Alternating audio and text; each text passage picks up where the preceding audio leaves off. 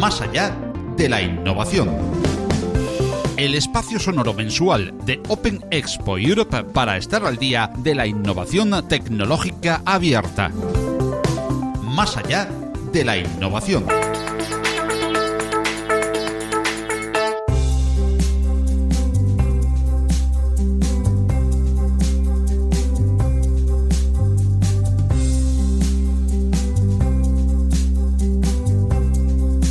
Hola, ¿qué tal están? Amigas y amigos de la innovación tecnológica abierta. Comenzamos aquí una nueva edición, la número 2 de esta ventana de comunicación más allá de la innovación que auspicia Open Expo Europe y que viene a sumarse a la multitud de iniciativas que la difusión de las tecnologías abiertas está realizando Open Expo durante todo el año hasta el gran encuentro B2B que tendrá lugar este año en Madrid, en las instalaciones de la nave el próximo 20 de junio. En nuestro podcast de hoy, el invitado es una de las grandes figuras de la innovación tecnológica abierta, David Cuartielles, que como cofundador de Arduino ha proporcionado uno de los hitos del software y el hardware libres de la historia reciente de la innovación.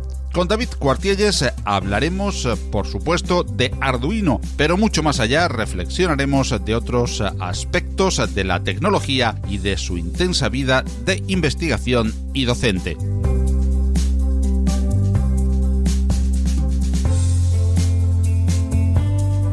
Y si deseas asistir al mayor evento de innovación en tecnologías abiertas del sur de Europa y quieres hacerlo con una invitación totalmente gratuita, solo tienes que dirigirte a la sección tickets de la web openexpoeurope.com y solicitar tu pase antes del 31 de marzo y de este modo acudir a este encuentro cumbre con acceso gratuito. Recuerda, si quieres acceder al encuentro empresarial líder en innovación tecnológica abierta de Europa, solo tienes que registrarte antes del 31 de marzo. En las notas del programa encontrarás un enlace donde inscribirte para Open Expo Europe de manera gratuita y no perderte esta oportunidad para tu carrera o negocio. Igualmente, en las notas del programa vas a encontrar un enlace para poder participar en otro de los grandes encuentros virtuales que Open Expo Europe nos prepara a lo largo del año, los webinars. Si te preocupa la ciberseguridad, no puedes perder la oportunidad de participar en el webinar bajo el título Ciberseguridad en la gran empresa que impartirá Jorge Oteo, CEO del grupo Vocento, el jueves 28 de marzo a las 16:00, 4 de la tarde, hora central de Europa. Con el responsable de tecnologías de uno de los más importantes grupos de comunicación de habla hispana, abordaremos claves y asuntos a tener en cuenta para definir una estrategia basada en la experiencia sobre ciberseguridad en una gran empresa como Vocento. Recuerda que será el jueves 28 de marzo a las 16:00, hora de Europa Central, y que puedes inscribirte en la web de Open Expo en el enlace que te dejamos en las notas de este podcast. Más allá de la innovación.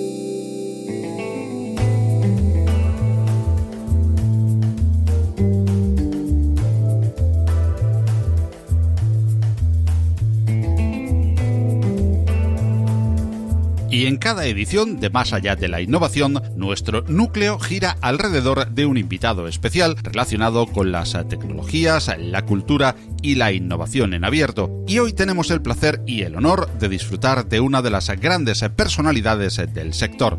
David Cuartielles es cofundador de una de las plataformas que más ha contribuido en la difusión del software y, por supuesto, del hardware y en general de la cultura abierta y libre, Arduino. Por supuesto que con David hablaremos de esta placa con nombre a la vez de rey y de bar, de sus comienzos, de su estado actual y de su futuro y sus innumerables aplicaciones. Pero siguiendo el leitmotiv de este podcast, iremos más allá y descubriremos con David Cuartielles cuánto de creación artística hay en sus aportes tecnológicos, de sus ideas y su visión particular, haciéndonos reflexionar incluso si la computación cuántica podría acabar potencialmente con la cultura libre. Escucharemos sus interesantes reflexiones sobre las tendencias en innovación abierta, como inteligencia artificial, y sus implicaciones éticas o la relativización del uso de blockchain, entre otras. David nos abre un espacio para reflexiones que a buen seguro no dejan indiferente. Junto a Philippe Lardy, CEO de Open Expo Europe, auspiciador de este espacio, les dejamos con esta más que interesante charla con David Cuartielles desde Malmö, Suecia, donde ejerce su labor de investigación, divulgación, creación y docencia. Hola David, ¿cómo estás? Hola, ¿qué tal? Hola Philip, ¿qué tal? ¿Cómo estás? Hola, buenas, ¿qué tal desde el mes pasado? Pues con muchísimas ganas de compartir un nuevo podcast con todos nuestros oyentes y muy agradecidos de tener a David Cuartielles con nosotros para, contarnos un buen montón de cosas, y yo creo que lo que pueden esperar a nuestros oyentes, evidentemente, es que nos hable un poquito también de esa gran obra de la que es coautor David, que es Arduino. Para aquellos que todavía no les suene mucho, que serán muy pocos, ¿qué es Arduino, David, por favor? Y sobre todo, pues cuéntanos un poquito cómo nació, hagamos un poquito de historia de ese Arduino que ya es, digamos que, mundialmente famoso. Bueno, ¿por dónde empezar? ¿Qué quieres saber? ¿Qué es Arduino? ¿Para qué sirve? Vamos a hablar primero de para qué sirve, después hagamos muy brevemente un poquito de historia de cómo nació. Sí, pues mira, Arduino es una plataforma digital y física para realizar proyectos con electrónica. Y empezó con una placa sencilla a la que se añadió un software y luego un montón de documentación, y todos los diferentes pasos del sistema pues se han ido haciendo libres desde el principio.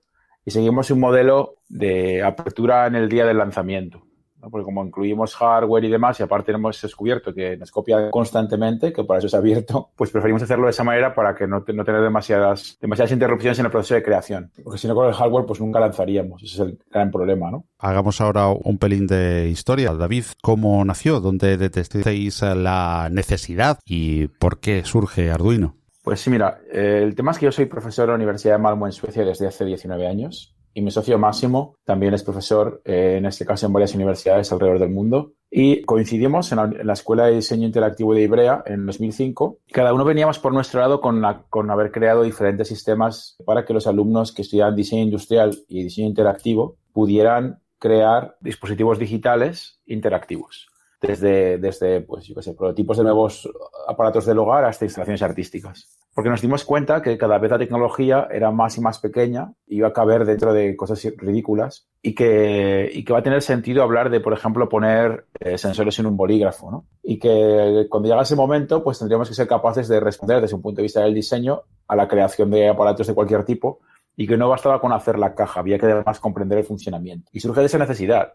Pero además era una situación emergente en la que en todo el mundo surgieron placas por todas partes, ¿no? En diferentes lugares. Y Arduino pues se llevó la palma y fue la que más triunfó en ese momento. Y bueno, triunfaron dos, ¿no? Realmente Arduino y también Raspberry Pi, ¿no? Hombre, Raspberry Pi llegó más tarde, sin quitarnos mérito. Sí. Pero aparte tienen aproximaciones diferentes al problema. Es decir, Arduino surgió como una plataforma agnóstica de microcontroladores que permite emplear multiplataformas, es decir, puedes tener cualquier tipo de vendor que te proporcione los chips para hacer sistemas de control de muy bajo nivel. Y mientras que Raspberry Pi surge como un ordenador en una sola placa. Tiene una aproximación diferente, ya que funciona con un Linux y requiere otro tipo de configuraciones y conocimientos, ¿no? O sea, tiene aproximaciones diferentes al problema de la creación de sistemas de control autónomos. Lo que luego pasa es que, aparte, cada una de ellas pues tiene contextos de uso más específicos y luego contextos en los que se solapan. Y eso, por cierto, crea una gran confusión al usuario final, ¿no? Eso es siempre un reto interesante, ¿no? Intentar explicar a la gente por qué una es mejor que otra en unas situaciones y la otra es mejor que una en otras situaciones. Como decías, todo se entrelaza, y Arduino fue antes que Raspberry Pi, pero Arduino fue antes que el Open Hardware. El Open Hardware nació con Arduino. Por supuesto, fue uno de los grandes hitos, si no el espaldarazo definitivo para el Open Hardware y quizás para todo el mundo maker. Pero ¿es Arduino el padre un poco del Open Hardware? No, o sea, hay que ser sincero con esto, hay que tenerlo muy claro. Y el Open Hardware, por ejemplo, cuando se crean los grupos de computación en Estados Unidos que dieron lugar a la computación comercial, la computación personal comercial, eran asociaciones que eran de Open Hardware, pero sin haber licencia de por medio. La gente creaba cosas y las compartía, y las discutían, las presentaban y las mejoraban. Y eso era la filosofía del Open. Lo que pasa es que luego, cuando se vio que había una posibilidad de hacer dinero de las cosas, pues se cerraron. Y no había una licencia alrededor del hardware porque había un sistema legal ya establecido, que eran las patentes para proteger la propiedad intelectual. Open Hardware como tal, por ejemplo, hubo un procesador de Sun Microsystems que se abrió más o menos al mismo tiempo que se abrió Arduino. Entonces, no se puede decir tampoco que sea el primer proceso de Open Hardware. Luego también está el proceso de Open Cores y otro tipo de cosas que surgieron por ahí, ¿no? Lo que sí que sucede, como tú dices, es que fue el primer hito de algo que dio millones de usuarios. Y fue gracias precisamente a la capacidad de ser copiado. Eso es inevitable. Arduino tiene 30 millones de usuarios de la página web, que son muchos más, estamos seguros, que no utilizan la página web. No sé la primera vez que doy un taller y alguien viene con su placa de casa y no sabe que la página web es la de Arduino.cc, ¿no? Y sin embargo, pues sí, había otros proyectos antes, pero Arduino es el que se lleva la palma por ser el más exitoso desde un punto de vista del alcance. Eso sí que es verdad.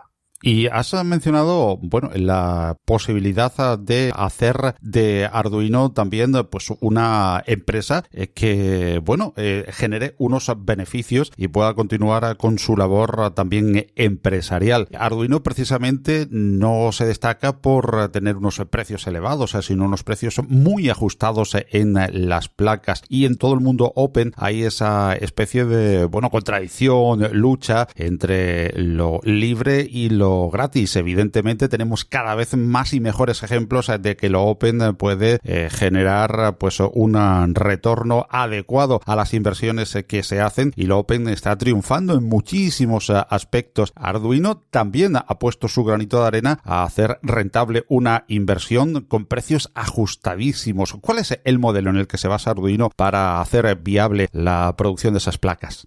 Bueno, el primer paso hasta ahora ha sido hacer los diseños disponibles para toda la comunidad. Cuando hablo de la comunidad, no hablo solo de la comunidad maker, sino hablo de la comunidad de gente interesada en la tecnología en general. Entonces, si tú vas a hacer un proyecto y quieres saber o quieres añadir algún tipo de cosa nueva al proyecto, tendrías que tener la capacidad de echar un vistazo a los esquemáticos, por ejemplo, ¿no? O echar un vistazo al fichero de producción, porque a lo mejor te das cuenta que, bueno, pues a lo mejor algo no está funcionando. Entonces, siempre hemos tenido esa filosofía de ofrecer los ficheros de diseño del hardware. El software que hemos hecho ahora ha sido siempre software libre, con lo cual no ha habido problema para que la gente lo utilice en sus proyectos. Es más, las librerías son LGPL para que la gente las pueda utilizar sin necesariamente abrir su propia parte. O sea, que le damos también ese toque extra de que la gente puede hacer proyectos comerciales empleando el software y las placas. Pero sí que hay muchísimo desconocimiento de la comunidad alrededor de esa parte, ¿no? De cómo funciona la apertura, porque la gente nos escribe y nos sigue preguntando, oye, ¿pero puedo utilizar esto para algo comercial?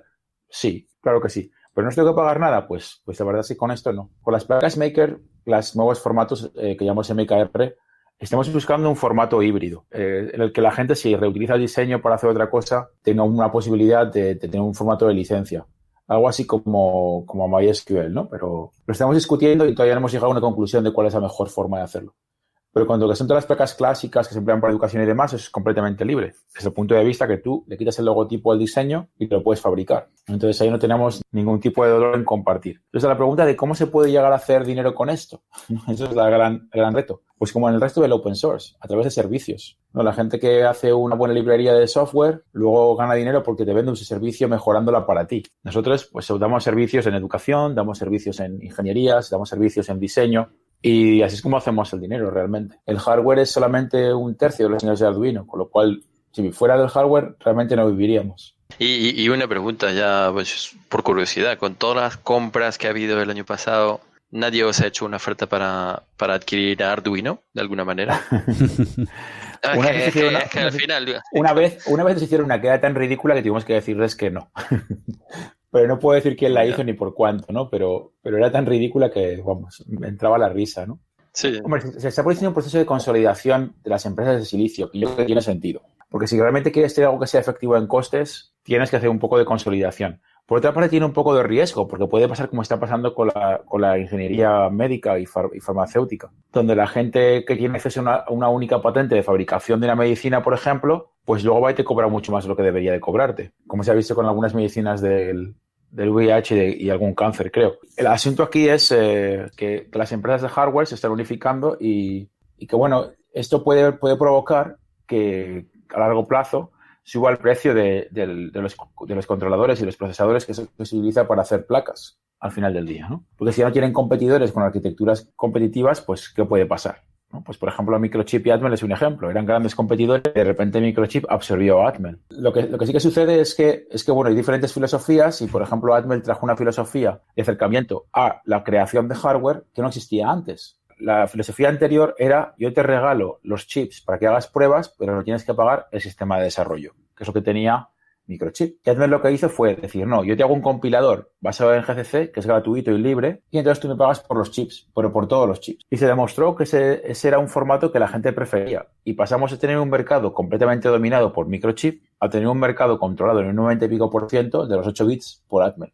Entonces, ¿qué pasó? Pues que se demostró que tenía sentido regalarle a la gente el compilador gratuito, porque de esa manera podía trabajar muchísimo más y en profundidad. Entonces, otras empresas empezaron a hacer lo mismo, ¿no? Samsung empezó a hacer lo mismo, Sony empezó a hacer lo mismo, Intel empezó a hacer lo mismo. Entonces, hemos visto microcontroladores de alto nivel y microprocesadores que de repente para los que se puede compilar software con compiladores abiertos, por los cuales no pagas por las herramientas, lo cual tiene bastante sentido.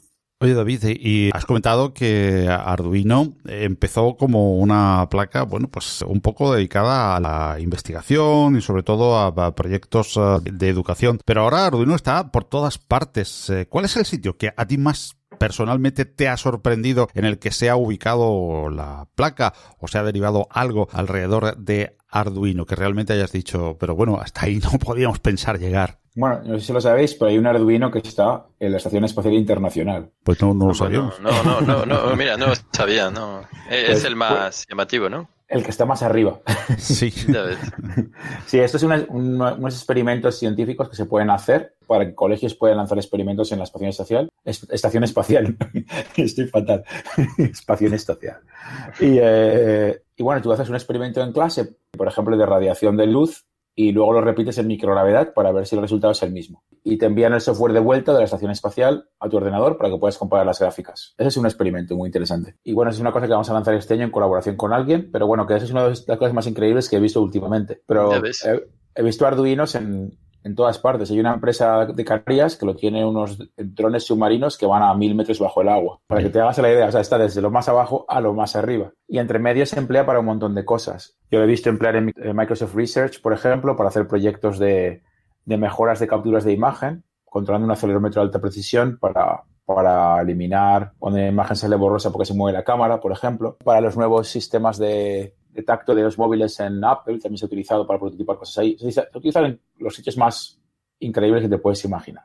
En Marte, ¿no? El próximo paso para Arduino. Bueno, ese es el rumor, ¿no? Lo que sucede es que hay unos investigadores españoles que quieren un equipo de trabajo que emplea Arduino para todos los prototipos. Y bueno, aprovecho para mandar un saludo a Maripaz y Javier, que son los que lo hacen, que están en la Universidad de Luleå, en el norte de Suecia, y han creado un sistema que se llama Habit, y el Habit funciona con un Arduino. Lo que puede hacer es que puede generar agua a partir del aire. Lo que hace es que, bueno, en condiciones de bajísima temperatura puede generar agua, dadas las condiciones de presión y temperatura, a través de unas sales, y emplea Arduino para monitorizar que se está produciendo el líquido que ellos pensaban que se iba a producir. Y pues emplean Arduino en todas sus sesiones de laboratorio. De hecho, ayer justo estuve en su laboratorio en el norte de Suecia y me estuvieron enseñando las cámaras que emplean de alta presión para hacer pruebas y demás. Y donde, de hecho, se van a probar los Arduinos para ver que pueden soportar determinadas situaciones. Eso no quiere decir que al final sea la placa Arduino la que termine la misión en Marte, pero eso sería bastante fantástico, ¿no?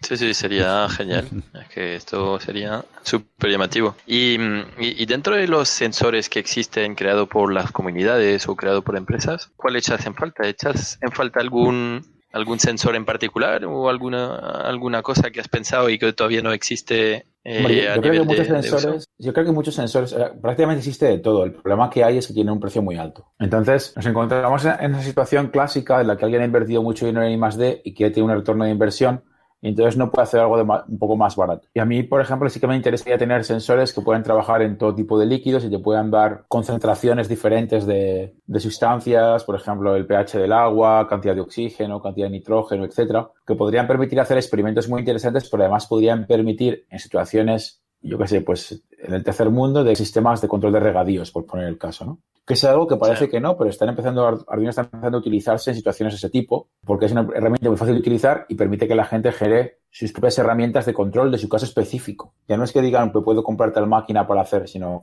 puedo poner esto y puedo hacer control de mi caso específico. Y hace falta sensores solamente para ese tipo de situaciones. Sensores que sean económicos, porque la tecnología de microcontrolador ya es muy barata. Pero luego te vas a comprar un sensor de pH digital y vale un pastón. Esas son las cosas que nos faltan. ¿Y no se podría hacer un poquito de ingeniería inversa para sacarlo?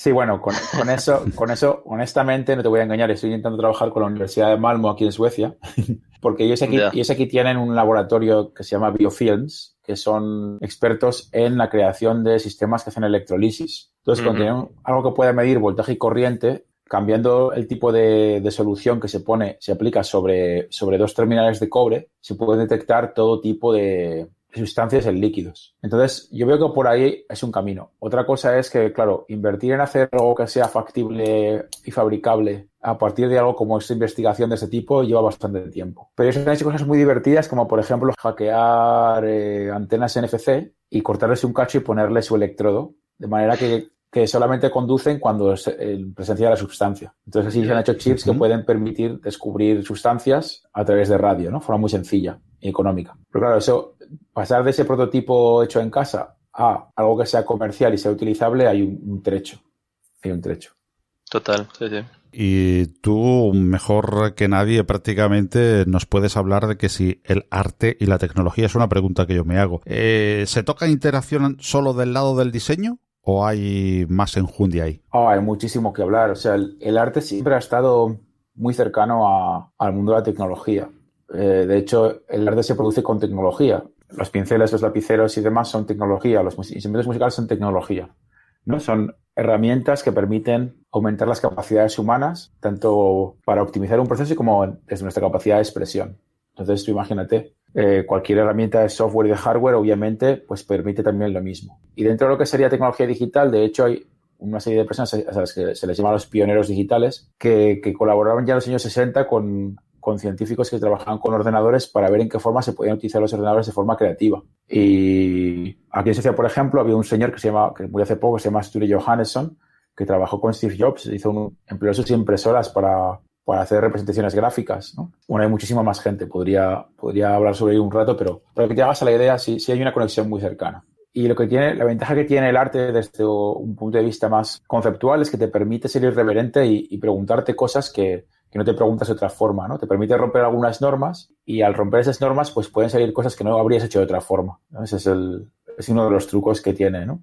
Más interesantes. Está quizás poco valorado el arte dentro de este mundo al que estamos más habituados, los que estamos hablando aquí, probablemente la mayoría de los oyentes del podcast. Es un mundo que queda muy lejos, pero que tú has estado desde siempre conjugando, ¿verdad? El mundo del arte y de la tecnología. Hombre, desde siempre que he tenido posibilidad. O sea, yo dejé el mundo de la ingeniería en el año 99 para irme a dar clase en una escuela de arte y comunicación. Yo estaba diseñando chips en Siemens. Bueno, pasaba de mi fase de pruebas a ser contratado, ¿no? Tenía 24 años y me dieron la oportunidad de ser profesor en una escuela de arte y comunicación y no me lo pensé 2 veces. Me fui a vivir a Suecia y cambié mi modo de vida. Porque me producía muchísima curiosidad ese acercamiento de la persona hacia la máquina, pero para emplearla como herramienta de expresión y no solamente como herramienta de optimización de procesos. O sea, a mí me gusta mucho ver pues qué posibilidades te puede dar la tecnología para crear cosas. Y la estudio desde ese punto de vista. Yo si quiero ver, por ejemplo, que un microcontrolador de 8 bits puede darme más velocidad de datos en un pin, es porque quiero hacer sonido con él. No es porque quiera transferir más datos a otra parte del mundo. Es porque quiero hacer un instrumento musical, es porque quiero controlar un motor que va a mover un pincel o cualquier cosa por el estilo, ¿no? Entonces me gusta mucho poder trabajar con eso. Y me gusta también porque es liberador, porque estamos todo el día empleando la tecnología como herramienta de casi de perfeccionamiento de nuestra vida en lugar de emplearla como herramienta de relajación. Cualquier cosa puede valer para las dos situaciones. Y bueno, a mí la tecnología me permite, igual que otra gente, hacer ese tipo de cosas. El problema es que, claro, cuando te cuesta mucho dinero, por ejemplo, comprar un ordenador y comprar un teléfono y comprar motores y comprar cosas, pues a lo mejor correr el riesgo de que se te vaya corriendo un ordenador con unos motores y choque contra una pared no te hace mucha ilusión, ¿no? Puede ser un proceso interesante. Sí. Pero hay que aprender a verlo con cierta distancia. Y entonces te permite verlo como una herramienta más. El problema que tenemos es que, claro, mucha gente lo ve como que es esa cosa que le ha costado tanto esfuerzo tener y es tan altamente valorada que no quiere experimentar más allá porque no quiere arriesgarse a estropearlo. Y me pasa mucho estar con alumnos en clase de diseño, por ejemplo, y decirles, dale a compilar, no se va a romper nada, ¿no? Y es un programa que han hecho en Java, a lo mejor. Dice, no, pero es que no sé si va a funcionar, pero digo, pues no va a pasar nada. Solo va a compilar, no va a pasar nada. Piensan que al darle el botón se van a borrar sus ficheros, va a explotar y se le va a pintar una línea en la pantalla.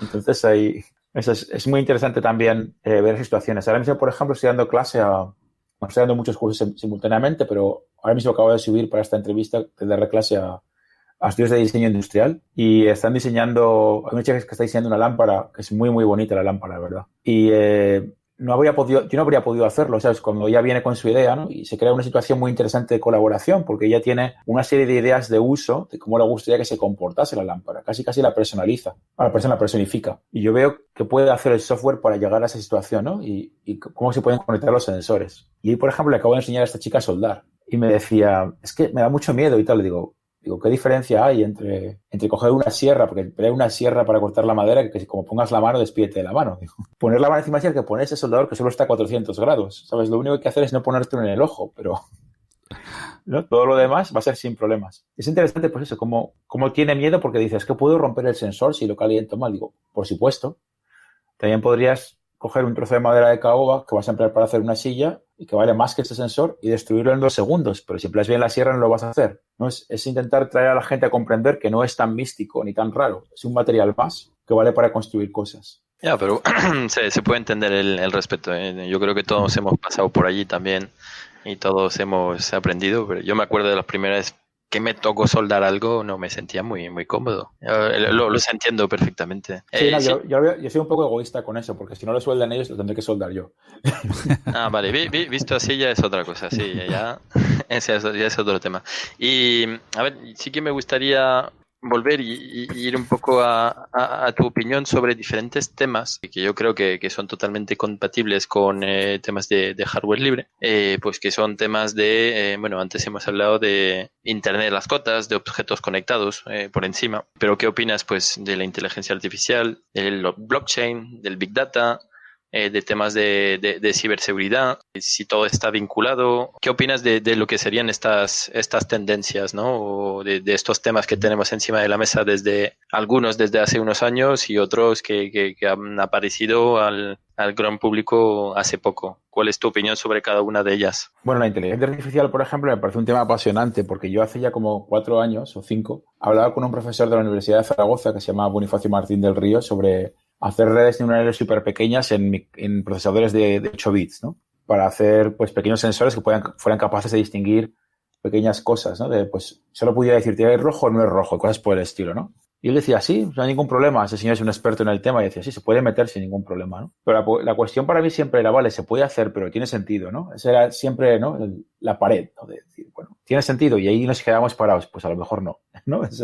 Y sin embargo vemos que se ha generado muchísimo interés porque se ha visto la posibilidad de optimizar procesos, de ahorrar tiempo, de hacer un montón de cosas y pues eso, la gente ha empezado a utilizar inteligencia artificial para un montón de cosas. Yo creo que sobre todo porque se ha simplificado lo que sería el entorno de programación para poder trabajarlo. Se han creado una serie de librerías que hace muy fácil empezar a trabajar porque hay un interés económico detrás muy fuerte, porque si deployamos todas estas librerías, las estamos entrenando más, con lo cual las empresas que las han creado tienen más acceso a conocimiento, con lo cual son mejores para los demás, pero sobre todo para ellos mismos. Y también porque siempre hay que dar un paso más con la tecnología y no se sabía cuál iba a ser el siguiente paso. Entonces, después de la web 2.0, no se sabía cuál podía ser el siguiente paso. Y el siguiente paso son los bots. Y para hacer mejor los bots, ¿qué hace falta? Pues inteligencia artificial. Y luego sé que se puede aplicar un montón de cosas más. La inteligencia artificial lleva con nosotros un montón de tiempo. No es que se haya inventado el año pasado, que es lo que piensa mucha gente. Ya con estos 50 años, lo único que sucede es que ahora el hardware empieza a ser capaz de permitir hacer determinadas cosas, ¿no? Y lo que más me interesa es que en los últimos 10 meses, los diferentes fabricantes de hardware han empezado a sacar placas tamaño teléfono que son capaces de hacer inteligencia artificial súper rápido. Lo cual es muy interesante para mí porque me parece mejor. O sea, yo estoy un poco en contra de, por ejemplo, los TensorFlows y los Watsons y demás del mundo, porque quiere decir que todo el conocimiento generado por nosotros se termina por quedar en una mega empresa. Pero si yo puedo tener una máquina debajo de mi mesa que yo genere conocimiento a través de mi interacción y sea mío y yo lo pueda compartir o no en función de lo que yo quiera con otra gente, me parece mucho más apropiado. Entonces sí, creo que hay un desarrollo muy interesante por ahí y que creo que va a ser en beneficio de todos realmente, ¿no? Porque muchos algoritmos no tienen la capacidad de gestión que puede tener la inteligencia artificial. Eso no quiere decir que sea perfecta, también puede meter la pata. Y ahí es donde ya llega uno de los grandes temas, y es que para que la inteligencia artificial trabaje bien, le hace falta tener un buen modelo, y para que el modelo funcione bien, le hace falta tener un buen contexto. Por eso se da de bruces con la privacidad. Porque como si queremos defender una privacidad digital hasta el extremo, no podemos entrenar la inteligencia artificial para que discrimine de la forma apropiada. Y entonces pueden darse situaciones en las que nos ofrezca las bases equivocadas o nos trate como debería tratarnos, sencillamente porque la hemos entrenado mal, porque no hemos querido darle información sobre nosotros mismos, lo cual ha frenado la capacidad del modelo de entrenarse, ¿no? Entonces ahí veo situaciones bastante interesantes a nivel ético, en las que vamos a tener que decidir cómo diseñamos la inteligencia artificial para que le podamos dar los datos que hacen falta para que cree el contexto, pero que no se empleen de mala forma. Ese va a ser realmente el tema interesante. Y creo que se tendrán que crear instituciones, bien desde el IECubo, bien desde gobiernos, ¿no?, que trabajen con la ingeniería casi como con la medicina. Igual que tenemos el juramento hipocrático para la medicina, deberíamos tener algo similar con la tecnología. Y que al entrar a estudiar ingeniería nos hicieran a todos jurar que no empleamos la tecnología para hacer el mal y que crearemos tecnología que siempre informará al usuario, etcétera, etcétera, ¿no? Eso sería el siguiente paso, yo creo. ¿Tú crees que puede ser realidad o es utópico? Porque es que si no está hecho de momento, es un cambio bastante importante. Yo creo que más y más gente se lo plantea. Los que, por ejemplo, nunca hemos querido meternos en determinados campos porque no nos interesa, pues lo tenemos claro. Y luego está la gente que se ha dado cuenta de que a lo mejor no está tan bien. Está esta gente que, bueno, siempre hace mucha gracia, ¿no? La gente que trabaja para Facebook y de repente se pone en contra de Facebook, ¿no? Y invierte dinero diciendo que Facebook es malo, pero ya se han ganado 20 o 30 millones de dólares, ¿no? Entonces, pues sí, me parece interesante ver cómo hay más gente que se lo plantea, porque es una buena cuestión de, pues, ir con la corriente y hacer que cada vez más gente se lo plantee hasta que se convierta en algo político y hay una oportunidad de cambio. Hubo un momento, un atisbo de cambio cuando surgieron los partidos pirata, pero yo creo que se perdieron porque se volvieron demasiado liberales, ¿no? Y entonces ahí se perdió esa oportunidad realmente de introducir cosas como esta que hubieran tenido muchísimo sentido. Pero bueno, es una cuestión de tiempo. O sea, cada vez tenemos más claro, por ejemplo, que la ingeniería transforma nuestro mundo inmediato de forma muy directa. Por supuesto, la ingeniería puede construir puentes y puede construir casas, pero es que la ingeniería puede manejar ese coche que puede chocarse contra ti y matarte. Entonces, el cambio puede ser súper inmediato. Entonces, hace falta también buscar formas de que tengamos la capacidad de distribuir la responsabilidad de las acciones y poder legislar en torno a eso. Ahora mismo, por ejemplo, está el gran debate de quién tiene la culpa, el programador o la máquina, ¿no? Siempre es ese debate, ¿no? El tema es que es una pregunta irresoluble. Ese es el gran problema. Entonces, nosotros como sociedad tendremos que decidir qué solución le damos a ese problema. O sea, no hay una forma lógica de llegar a una conclusión. La única forma de llegar a una conclusión lógica de eso sería cambiando nuestra escala de valores, ¿no? Y decidir, pues sí, es mejor que muera el anciano que el niño, decidir que es mejor que muera el niño que el perro, etcétera, etcétera, etcétera, ¿no? Los casos clásicos del coche que se va a estrellar, ¿no? Sí, o tú que estás en el coche al final. Claro. Esas son las cuestiones que no... que tenemos, o sea, eso requerirá realmente plantearnos esa escala de valores. El asunto es que ahora mismo no tiene solución. Sí, pero aquí realmente lo que está pasando y lo que va a pasar es que cada uno aplicará sus propias reglas y sus propios resultados, ¿no? A ver si cogemos el caso de los coches, ¿no? BMW aplicará que siempre te va a salvar a ti, Volvo también, Renault luego ya veremos y Dacia, pues bueno. Dacia, yo lo veo más desde un punto de vista cultural. Yo siempre esa pregunta me la planteo desde el punto de vista de qué pasa si eres hindú y crees en la reencarnación, o budista, no hindú. ¿Y qué pasa si matas a un joven frente al viejo? Que a lo mejor es mejor matar al joven porque el viejo tiene más experiencia y puede hacer algo mejor por el mundo, ¿no? Son los clásicos conflictos. Entonces, mejor no matas a este señor porque es el presidente y matas a este señor que es un empleado, por ejemplo, ¿no? Esas son cuestiones que, bueno, pues te llevan a plantearte realmente el valor de la vida otra vez, ¿no? Entonces, cuando introduces esto dentro del mundo de la ingeniería, deja de ser jugar con los bytes y se convierte en otra cosa distinta. Y por eso digo que habría que elevar el discurso y habría que realmente plantearse si la ingeniería, que hasta ahora sencillamente era una forma de optimizar nuestra vida, como ya tiene un control de determinadas situaciones, en determinadas situaciones tiene un control de nuestra vida de forma directa, de nuestra vida y de nuestra muerte, no deberíamos, como diseñadores de esa tecnología, hacer un juramento hipocrático, ¿no? Yo creo que sería muy interesante. Sí, no, totalmente, pero aquí hay para horas y horas y lo que dices tú, no hay no hay algo claro que al final saldría de esto y no hay una respuesta correcta a este dilema o a este planteamiento. Totalmente. Al final vas a acoplar, pues eso, la inteligencia artificial con el Big Data, ¿no? Imaginemos el coche otra vez. Aquí sabes que el que está enfrente los conoce, hay video reconocimiento facial y lo que dices tú, ¿no? Uno es presidente, el otro estudiante, el otro futuro ingeniero, el otro... Entonces todo se acopla. No, es algo allí que tiene mucho por reflexionar, Bueno, pues si te parece, David, siguiendo con las tendencias que te ha mencionado ahora mismo Philip, te quería preguntar también sobre otra de las tendencias que ya es presente y que está cada día más en boga, el blockchain. Yo soy la peor persona para hablar del blockchain. Por varias razones. Una de ellas es porque no he querido invertir. He tenido la oportunidad varias veces, tanto económicamente como emocionalmente, ¿no? El esfuerzo de trabajar con ello. Y bueno, sí he trabajado con ello desde un punto de vista del hardware, porque trabajo en un proyecto que es el proyecto Decode. Eso es. No sé si lo conocéis. Sí. Y bueno, el proyecto Decode colaboro con Jaromil y con otra gente, y Jaromil es el software, el sistema operativo de One, y yo lo que he hecho ha sido diseñar o hacer los cálculos para diseñar el hardware que tiene que correr de One. Es la parte que yo he hecho, ¿no? Pero, vamos, la idea de tener que firmar todas las transacciones e intercambios que vas a hacer me parece una locura. Me parece muy interesante, pero es un poco una locura. Yo creo que tendríamos que tener algún tipo de datos que sencillamente se pudiera compartir sin tener que firmar un intercambio. Del tipo, se considera interés mundial que la temperatura dentro de las casas debe ser compartida para optimizar el gasto en energía en calentarlas, por ejemplo, ¿no? Y entonces todo el mundo debería compartirlo, no hace falta estar firmándola constantemente, porque la capacidad de cómputo para firmar un dato como ese hace que gastes más energía en firmarlo que el valor del dato. Entonces ese es uno de los grandes retos. Lo que sería firmar cadenas tiene sentido, pero firmar pequeñas cantidades obviamente no tiene ningún sentido. Entonces a mí esta parte de trabajo con blockchain me resulta todavía un poquito conceptualmente difícil. Mientras que creo en el valor teórico del concepto, creo que no se ha hecho todavía un análisis suficientemente bueno de lo que sería el gasto energético. Ese es realmente mi pensamiento al respecto. Pero bueno, ¿cuál es el tuyo? ¿Cuál es tu pensamiento al respecto? Bueno, pues ahora mismo me puedo escapar por la tangente diciendo que lo que nos interesa conocer es el tuyo. Y vayamos un poquito también al futuro, David, que ya es presente también, pero ¿qué futuro nos espera con las FPGAs libres?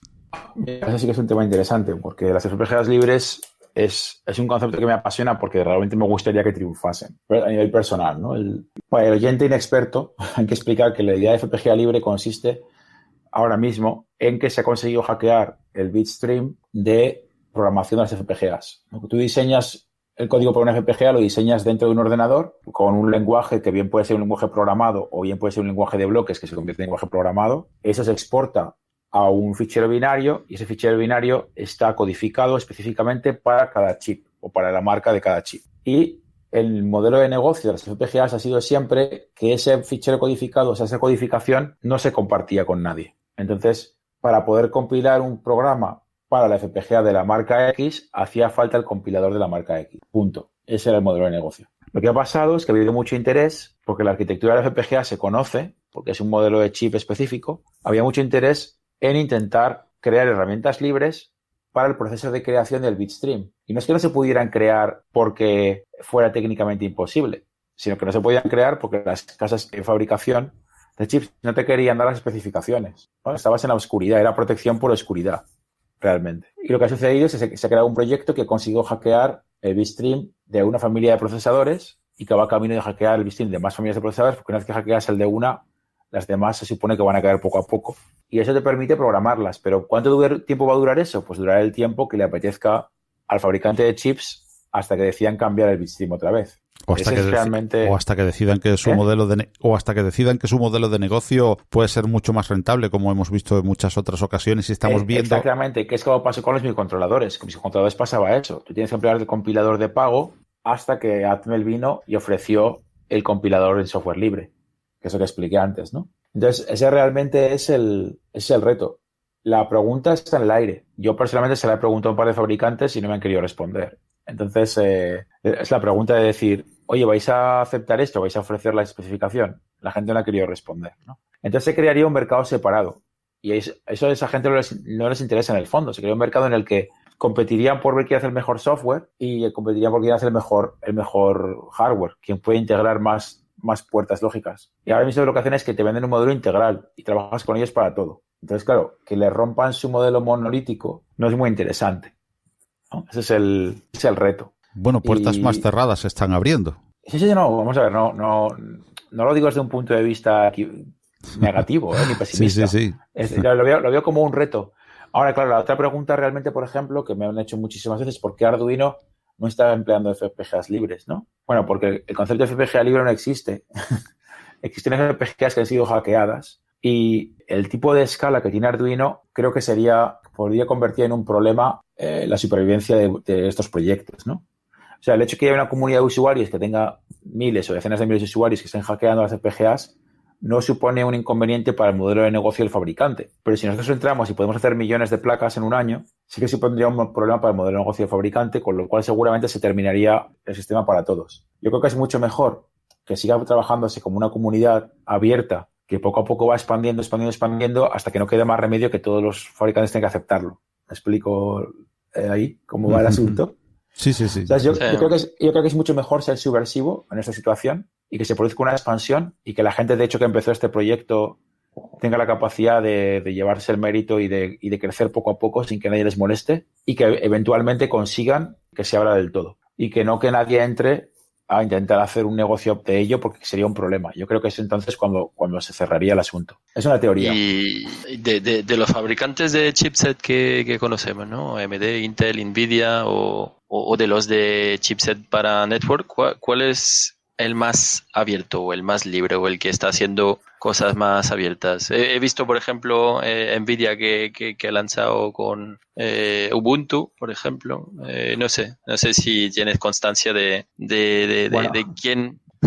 Podemos ser muy, muy graciosos aquí y decir que Intel es el más abierto porque lleva corriendo un Unix dentro de sus chips un montón de años, ¿no? Eso podría ser una forma divertida de verlo. Sí, así está. Suelto. Claro. No. Ahora ya más en serio. Yo creo que de hecho el hecho de que Lattice, que es el fabricante de las FPGAs que se han hackeado en primer lugar, no esté cerrándolas, es una buena señal desde mi punto de vista. De los fabricantes grandes, obviamente ARM, que no es fabricante, sino que solamente crea IP y que fabrica los demás, ¿no? Está haciendo un buen trabajo. Porque está intentando integrar todo lo que se puede de diferentes gentes. Ya no recuerdo quién era el que estaba sacando, que tenía interés en implementar RISC-V, pero ese también era un buen caso. Tengo que revisar mis notas porque no recuerdo qué fabricante era que estaba trabajando en implementar RISC-V, que como sabéis es la implementación de procesador abierta, ¿no? Que corre sobre FPGAs. Entonces ahí sí que también sería interesante también ver esos fabricantes. A ver, una de las otras preguntas que yo tenía es computación cuántica. ¿Qué me puedes decir sobre esto y qué futuro tiene esto y qué realidad tiene? Lo que ha sacado IBM hace poco, ¿es un juguete o son los inicios realmente de que esto ya va a ir como un tiro? Yo tengo un problemas en opinar. Bueno, opina de experiencia. Claro, sí, es sí, decir, sobre la computación cuántica, o sea, yo lo que me gusta de la cuántica es fantasear más que ser realista, sí, ¿no? más que, por ejemplo, a mí lo que realmente me gusta realista. pensar de la cuántica es como realmente con la computación cuántica tú puedes saber si alguien ha observado tu tráfico de datos, ¿no? Lo que me parece muy interesante y que mucha gente creo que no se ha planteado es que es una forma de imponer un DRM brutal sobre las cosas. Imagínate que todos tuviéramos computadores cuánticos ahora mismo, ¿no? Imagínate que yo soy un proveedor de medios, yo soy una casa de publicaciones y tú me compras el último disco de, yo qué sé, Despacito. Entonces yo te lo envío y tu ordenador es capaz de ver si alguien ha mirado este fichero por el camino, con lo cual automáticamente sabe que alguien lo ha visto, con lo cual cuando a ti te llega ya no lo puedes abrir. O al revés, yo te lo envío a ti y como tú ya lo has visto, automáticamente el fichero ya no es visible por otras personas, solo por ti. ¿Sabes? A lo mejor es una forma de terminar con la cultura libre. Ya, pero es una putada. Ajá, a eso voy. A ver, esta visión que aporta es que... Te has dado cuenta de la jugada, ¿no? A que nunca lo habías pensado. No, nunca. Yo es que le doy unas cuantas vueltas durante la escritura del último capítulo de mi tesis doctoral el año pasado, porque yo me daba cuenta que uno de los grandes problemas de la tecnología digital es que es perfectamente copiable o de las grandes potencialidades que tiene. Hasta que llegas a la computación cuántica, en la que como se puede saber si un bit se ha cambiado, o sea, ha sido observado, Entonces tú automáticamente se lo puedes emplear como herramienta, como checksum para discernir que no debes de leerlo. Y se convierte en una protección súper fuerte del DRM, ¿no? Para no poder copiar las cosas. Entonces a lo mejor no nos interesa cambiar computación cuántica, así a lo bravo. Visto así, ¿no? ¿Y tienes otro enfoque más feliz? Bueno, Sí, hombre, así nos quedamos con un titular, perdón, aparte de ese enfoque feliz, de que la computación cuántica acaba con la cultura libre, David, ¿eh? Bueno, eso es una teoría conspiranoica bastante potente, ¿eh? No... Sí, pero un buen titular. Lo puedes utilizar así si quieres, pero bueno, yo creo que es más... O sea, me obligaron a quitarlo de la tesis porque me dijeron justamente eso. Eso es súper conspiranoico. Y dijo, sí, tienes razón. Es verdad, es muy conspiranoico. Es una reflexión a futuro que puede ser o puede no ser, ¿no? Lo que es cierto es que la tecnología permitiría hacerlo. Algo que ahora no se puede. Tú ahora un fichero digital está en un ordenador y no hay una tecnología que lo destruya cuando lo has leído una vez. Sí, lo puedes implementar, pero si tú lo puedes copiar al tiempo que lo lees y automáticamente ya es copiable y reproducible, ¿no? Y ya no solamente desde un punto de vista así, sino desde el punto de vista del usuario. Fíjate lo que pasó con los ficheros del último atentado que hubo en Nueva Zelanda, que el tipo transmitió en directo por Facebook y les ha costado semanas han pasado, pero días, quitar los cientos y cientos de copias que se habían producido de ese fichero, ¿no? Ese es el tema, que una vez que la tecnología ahora mismo nos permite que una vez que algo ya ha calado a nivel de medios, nosotros como personas podemos decidir mantenerlo y seguir dándole vida. Pero estamos hablando de una tecnología que realmente podría implementar lo que podríamos llamar la memoria, ¿no? Como la memoria humana, que no es perfecta, sino que olvida. Podríamos implementar la memoria que olvida. O sea, sería muy interesante. Ya ves, sí, no, súper interesante, pero peligroso a la vez, como dices tú.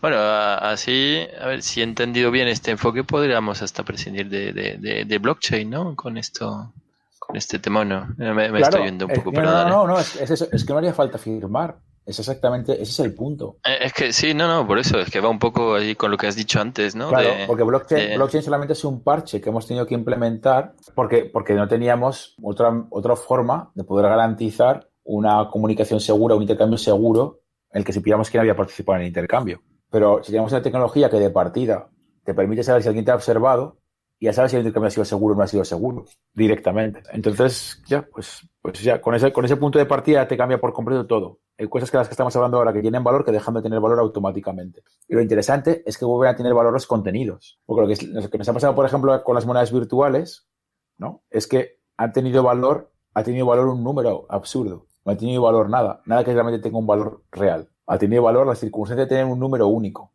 Sin embargo, eso también desaparece. Desde el momento que tienes que ya todo es único, el valor de algo dentro de un mar tan grande de todo hace que ya no tenga ningún valor. Entonces, lo que tiene valor es lo que va aportado a través de esos datos. Entonces, vuelve a tener valor el contenido real. Es interesante porque todos los sistemas tienen que tener un equilibrio entre una escala de valor que lo haga subsistir. Y aquí nos damos cuenta que vuelve a tener valor lo que tiene que tener valor. Bueno, podría seguir con esto durante horas, pero como veis... Sí. Creo que ya se comprende por qué los estudiantes de doctorado se vuelven locos cuando, ¿no? Hay un índice altísimo de gente con problemas mentales. No, la verdad que cuando empezábamos este podcast no pensaba en la parte más filosófica de todos y las implicaciones realmente de todo lo que hemos comentado. A ver, es verdad que la tecnología depende de cómo lo uses, o de una manera o de otra, los resultados pueden ser totalmente distintos. Y lo que dices tú, ¿no? Una computación, algo nuevo que puede cambiar muchísimo las cosas, también se puede volver en nuestra contra y quitándonos libertades, por una parte, pero volviendo a dar valor a lo que dices tú, a los contenidos, ¿no? Ya. Una reflexión. Voy a salir de este podcast con más reflexión y más lecturas que con las que entré, ¿eh? Aquí me vas a dar mucho trabajo al final, ¿eh? Quizás bueno.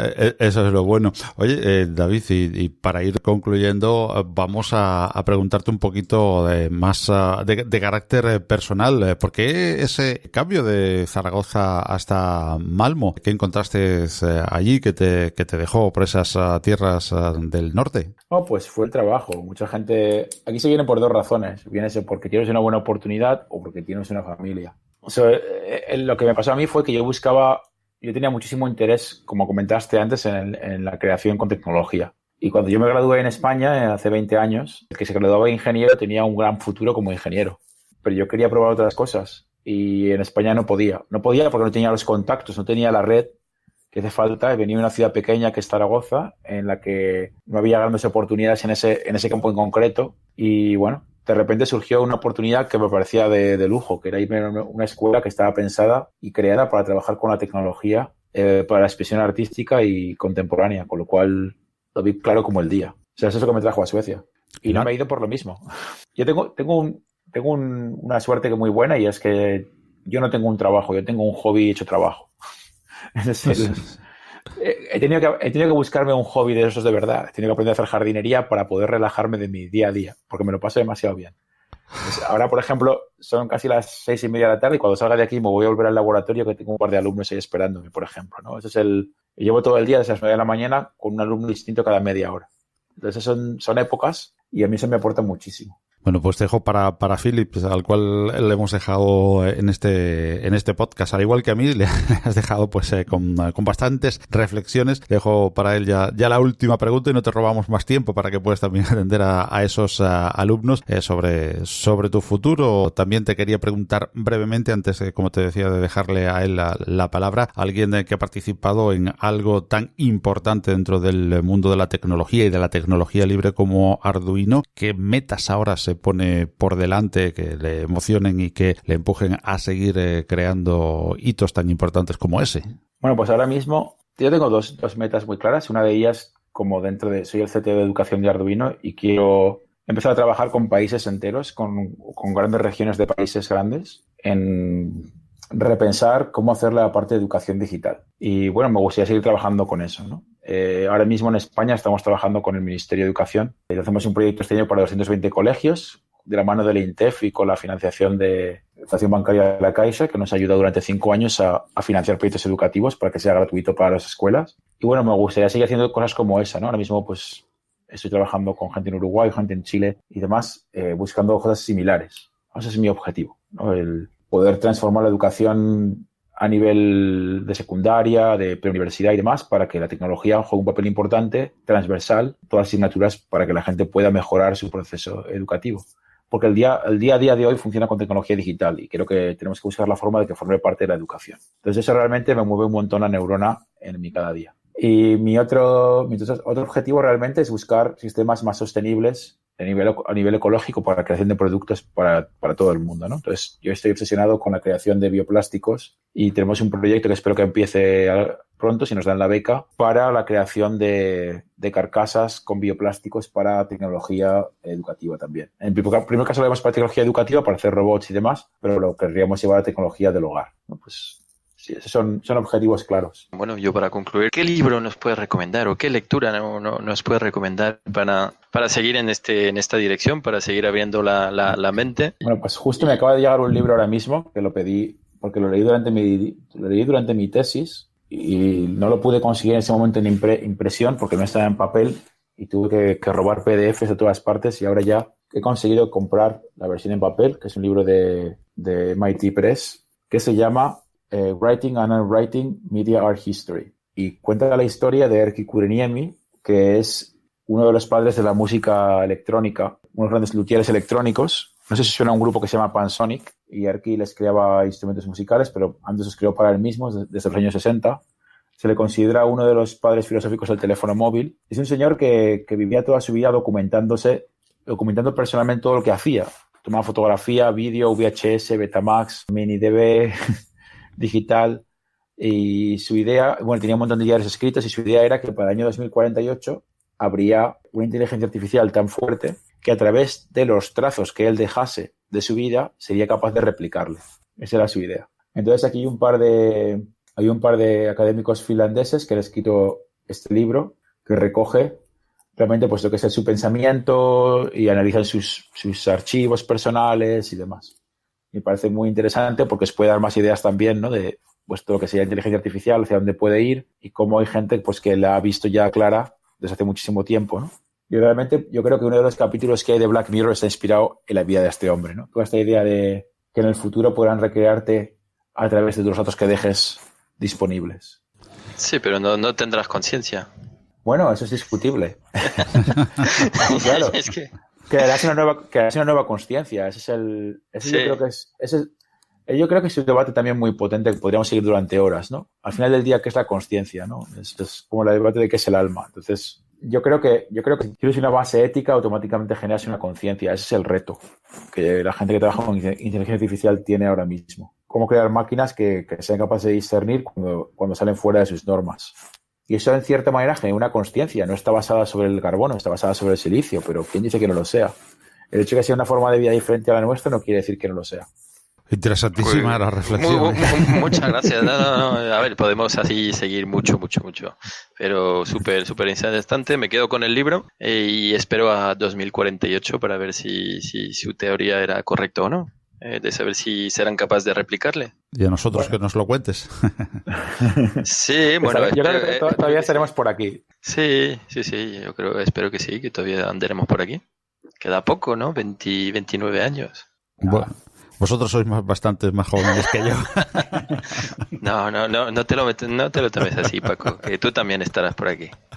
Bueno, yo soy joven en espíritu. Bueno, pues muchísimas gracias, David, por haber compartido este tiempo de podcast con nosotros. Gracias, Philippe Lardy. Muchísimas gracias por haber compartido este tiempo, estas reflexiones y habernos dejado, pues, no solamente datos, sino sobre todo eso, reflexiones para este tiempo de podcast en Más Allá de la Innovación. Te emplazamos para seguir compartiendo opiniones, para seguir compartiendo información y sobre todo, pues como decíamos, para seguir compartiendo pues esas inquietudes alrededor de la tecnología, del arte y de la cultura en abierto. Gracias, David.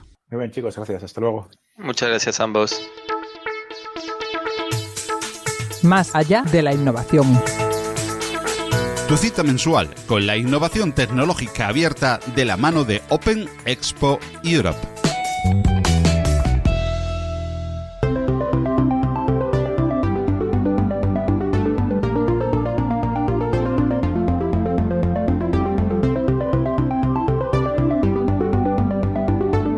Y así hemos llegado al final de esta segunda cita con Más Allá de la Innovación, el podcast mensual de Open Expo Europe para estar al día, dialogar, compartir y reflexionar sobre el mundo de la innovación tecnológica abierta. Y recuerda que si deseas asistir al mayor evento de innovación en tecnologías abiertas del sur de Europa y quieres hacerlo con una invitación totalmente gratuita, solo tienes que dirigirte a la sección Tickets de la web openexpoeurope.com y solicitar tu pase antes del 31 de marzo y de ese modo acudir a este encuentro cumbre con acceso gratuito. Recuerda, si quieres acceder al encuentro empresarial líder en innovación tecnológica abierta de Europa, solo tienes que registrarte antes del 31 de marzo. En las notas del programa encontrarás un enlace donde inscribirte para Open Expo Europe de manera gratuita y no perderte esta oportunidad para tu carrera o negocio. Igualmente, en las notas del programa vas a encontrar un enlace para poder participar en otro de los grandes encuentros